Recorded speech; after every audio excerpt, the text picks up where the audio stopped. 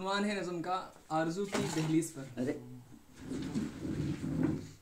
جب اس کا نام آتا ہے زباں خاموش دل پکار اٹھتا ہے. وصال کی تڑپ اس پرندے کی مانند ہے جو کسی پنجرے میں غیر پھڑپھڑاتا ہے اور اپنی آزادی کی صبح دیکھنے کے لیے کوشاں ہے. جہاں کھلا آسمان، سرشاریت سے بھرپور فضا اور طاقت دے نگاہ وسعت ہی وسعت ہو.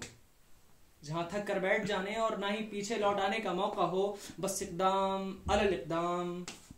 آج کئی سال بعد دور پہاڑوں کی اوٹ سے ایک چاند نکلا ہے.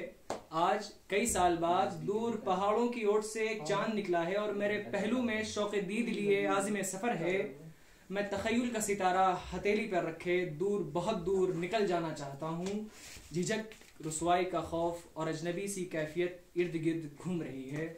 میں ترچھی نگاہوں سے اسے دیکھ رہا ہوں لیکن اس کا سراپا احتجاج بنا ہوا ہے.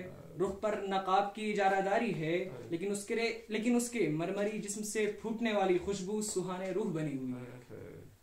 رخ پر نقاب کی اجارہ داری ہے لیکن اس کے مرمری جسم سے پھوٹنے والی خوشبو سہانے روح بنی ہوئی ہے. میں جب مڑ کر دیکھتا ہوں، حیا سے لبریز چاندنی سی مٹھاس لیے آنکھیں سجدے صنم میں جھکتی چلی جاتی ہیں اور کچھ تو کہتی ہیں.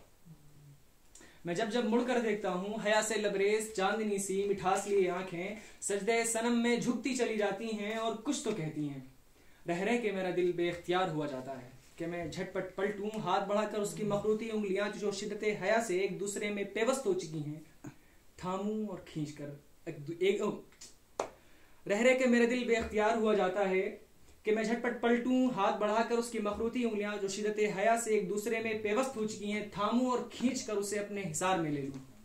وہ حیا کی چادر اوڑھے مزید سمٹ جائے اور جس گرمی انفاس سے پگھل جائے. وہ کسی نو شگفتہ کلی کی مانند میرے سینے سے لگ جائے. دل کی دھک دھک کرنے والی آڑی ترچھی لکیریں سیدھی ہو جائیں اور میں اس کے نرم بازوؤں میں دم توڑ جاؤں کہ پھر نہ جانے کب وصال یار ہو. واہ واہ واہ واہ.